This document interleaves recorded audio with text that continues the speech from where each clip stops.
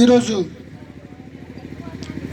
నిన్నేలు మండలం కజ్జి గ్రామంలో mega medical camp పోలీసులు వేదికపై ఉన్న వేదిక కింద ఉన్న డాక్టర్స్ ఆధ్వర్యంలో జరుగుతున్న ఈ కార్యక్రమానికి నన్ను పిలిచినందుకు ముందుగా నిన్నేలు SI CI Bellampalli rural Rehman and OSD గారు డీసీపీ గారికి ధన్యవాదాలు తెలియజేస్తున్నాను.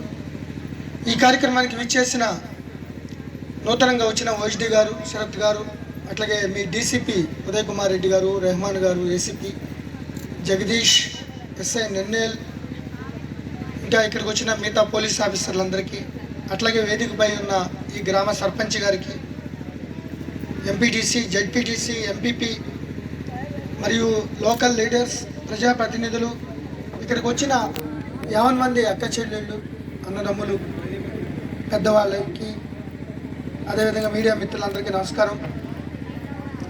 అన్ని విషయాలు మా వాళ్ళు మాట్లాడారు. కచ్చి గ్రామం అంటే ఇంటీరియర్ గ్రామం. ఒకసారి డీజీపీ గారు మహేందర్ రెడ్డి గారు బెల్లంపల్లి అడిషనల్ ఎస్పీగా చేశారు ఇక్కడ. ఆయన కూడా ఈ విలేజ్ విజిట్ చేయడం జరిగింది. నేను వెళ్ళినప్పుడు అడిగినప్పుడు కజ్జి గ్రామం ఎలా ఉంది, ఇక్కడ ఆ నిన్నేళ్ళు ఎలా ఉన్నాయి, రైతులు ఎలా ఉన్నారని అడుగుతారు.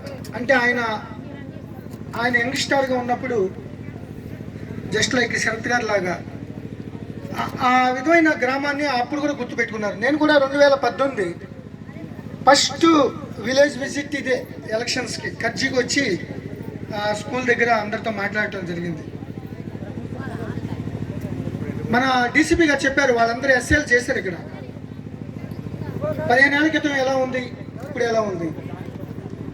ఎప్పుడో చైనాలో, లేకపోతే ఇంకెప్పుడో బెంగాల్లో, శ్రీకాకుళంలో కొన్ని పెద్ద సమస్యలు ఉండేవి అప్పుడు. అందుకనే వాళ్ళు బ్రదర్స్ వచ్చి ఏదో ఎవరినో ఒకరిద్దరు కొట్టడం, ఎవరినో ఒకరిద్దరు చంపడం, ప్రజల సమక్షంలో ఏదో చేశామని చెప్పేవాళ్ళు. ఏమైంది, వాళ్ళు శుభ్రంగా వెళ్ళిపోయారు. ఇప్పుడు కేసులన్నీ మర్డర్ కేసులు, అటెంప్ట్ మర్డర్ కేసులు, కనీసం 250 కేసులు ఉన్నాయి ఇక్కడ. వాళ్ళతో కూర్చున్నందుకు, వాళ్ళు చేసినందుకు, తలూపినందుకు ఇప్పుడు కోర్టుల చుట్టూ వీళ్ళు తిరుగుతున్నారు. వాళ్ళు రావట్లా, వాళ్ళు హ్యాపీగా ఛత్తీస్గఢ్ వెళ్ళిపోయారు, లేదా కొంతమంది సరెండర్ అయిపోయారు, అంతా అయిపోయారు.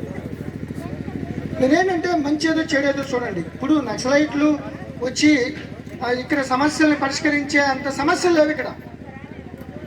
రైతు బంధు ఏంటి, రోడ్లు ఏంటి, ఆరోగ్య సంబంధించిన కానీ ప్రభుత్వం అన్నీ ఒక రోజుల్లో జరగవు. మన తెలంగాణ ఏర్పడిన తర్వాత ముఖ్యమంత్రి గారు, ఇక్కడ లోకల్ ఎమ్మెల్యే గారు, ఎంపీలు, గతంలో జరిగిన వాళ్ళందరూ కూడా ఎన్నో కృషి చేస్తేనే ఇవన్నీ కూడా ఇన్ని రోడ్లు బాగా వచ్చినాయి. నేను ఇక్కడికి ఫస్ట్లో అప్పుడు వచ్చినప్పుడు నవంబర్లో ఆ వరి పంటలో ఈ చిక్కుడు పాదలు చూసి ఎంత ఆనందం వేసేసిందన్న. ఎందుకంటే నేను పల్లెటూరు నుంచి వచ్చాను. ఇంత చిక్కుడు పాద ప్రతి ఇంట్లో ఆ పాదలు పెట్టుకుంటారు, చిక్కుడు కాయలు ఉంటాయి.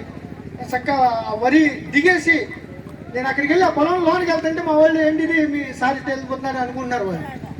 ఎందుకంటే ఆ గ్రామంలో ఉండే ఆ సంస్కృతి, ఆ వారసత్వం, ఆ రైతులు, కల్మషం లేని మనస్తత్వం, ఇవన్నీ కూడా ఆ విధంగా ఉంటాయి. సో ఆరోగ్యం చాలా ఇంపార్టెంట్. ఓఎస్డి గారు చెప్పినట్లు, డీసీపీ గారు చెప్పినట్లు, మరి ఇంత పచ్చకాయ కూరలు ఉంటాయి, ఇవి ఉంటాయి, కానీ ఐరన్ లోపం ఉంది. అట్లాగే చాలామందికి తెలియకుండా ఐ ప్రాబ్లంలు ఉన్నాయి. సో ఇవన్నీ కూడా కొంతలో కొంత రిమోట్ ఏరియాలో మా ద్వారా మీకు యాక్సెస్ చేయడానికి మేము ముందుకు రావడం జరిగింది. అంతేగాని నక్సలైట్లు మా బ్రదర్స్ మేము చూసుకుంటాం, అది మా ఇద్దరు పని, మీకు సంబంధం లేదు. అది నేను చెప్పేది ఏంటంటే వాళ్ళ దగ్గరికి వెళ్ళి అనవసరంగా కేసులు ఇరుక్కుపోకండి. ఎవరో ఒక కాలు చేయి ఇరిగిపోతే అయిపోతా, కేసులు ఉంటాయి. అక్కడ కూర్చున్న 50 మందికి ముందు తీసుకెళ్ళి T07లో పెడతాం, అంతేనా? వాళ్ళు శుభ్రంగా వెళ్ళిపోతారు, ప్రాణాయత దాటి గచ్చిరోలి మీదుగా అటు వెళ్ళిపోతారు. సో అటువంటి ఏమవుతుంది అంతే, అంతమించి మీరేం ఇన్ఫర్మేషన్ ఇవ్వక్కర్లేదు. ఇన్ఫర్మేషన్ కోసం లేకపోతే మేము వాళ్ళు ఎట్లా మా ఇద్దరి మధ్య ఉండే సంఘర్షణ పూరితమైన ఇది మేము రాజ్యాంగం ప్రకారం, ప్రభుత్వం ప్రకారం మేము ఉంటాం.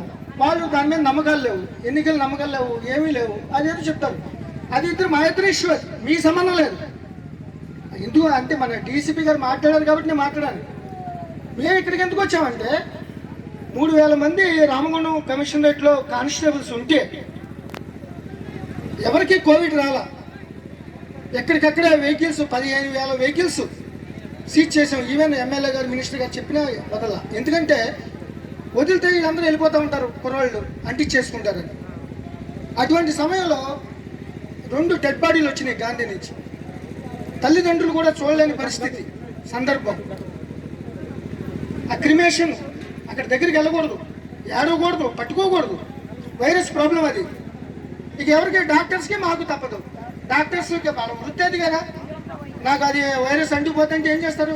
ఆ పీపీ కిట్లో ఏవో పెట్టుకుని పాపం వాళ్ళ త్యాగం భూలోకంలో ఉన్న దేవుళ్ళు. సో వాళ్ళనికల్ తోకల్లాగా మధ్యలో పారిపోతాడు కోవిడ్ పేషెంట్. ఆయన ఎవరు పట్టుకుంటారు? డాక్టర్లు పట్టుకోలేరు, మేము వెళ్ళి పట్టుకోవాలి. పట్టుకున్నందుకు మాకు అంటుకుపోయింది. ఆ శవం క్రిమేషన్ చేసినప్పుడు ఇద్దరికి వచ్చినాయి. ఆ ఇద్దరు ఇవాళ 420 మందికి అంటుకుపోయి. అయినా మేమేం బాధపడతలా. ప్రజల కోసం, ప్రజల భద్రత కోసం. ఇప్పుడు ఏ భార్య బిడ్డలు ఉండరా? ఎంతోమంది చనిపోయారు బ్లాస్టింగ్లో. ఎందుకు చచ్చిపోవాలి? ప్రభుత్వం ఉద్యోగం పెట్టింది మీరు ఇట్లా చేయమని, ఆ ఉద్యోగం చేస్తున్నాం అంతే తప్ప పర్సనల్గా ఎవరి మీద వ్యతిరేకత ఉంటుంది. మీరు పోలీసులు ఆ యొక్క త్యాగనిరత ఎంతో అని మీరు గమనించాలి. ఆ రోజు కోవిడ్ అని మేము ఇంట్లో కూర్చోలేదు.